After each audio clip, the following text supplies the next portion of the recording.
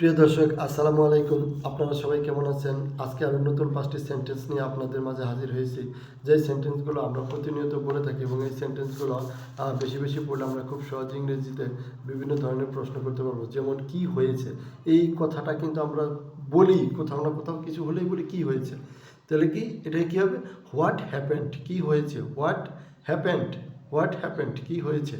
What happened, কি হয়েছে। What happened, কি হয়েছে। হোয়াট হ্যাপেন্ড, কি হয়েছে।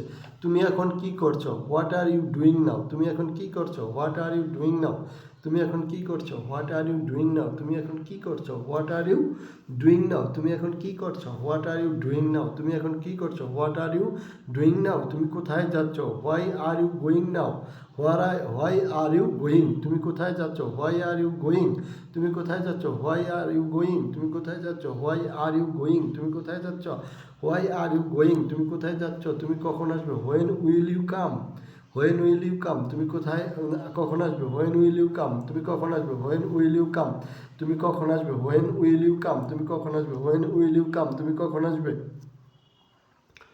হোয়েন উইল ইউ কাম, তুমি কখন আসবে। হোয়েন উইল ইউ কাম, তুমি কখন আসবে। হোয়েন উইল ইউ কাম, তুমি কখন আসবে। হোয়েন উইল ইউ কাম, তুমি কখন আসবে। হোয়েন উইল ইউ কাম, তুমি কখন আসবে। হোয়েন উইল ইউ কাম, তুমি কখন আসবে। হোয়েন উইল ইউ কাম, তুমি কখন আসবে। হোয়েন উইল ইউ কাম, তুমি কখন আসবে। হোয়েন উইল ইউ কাম, তুমি কখন আসবে।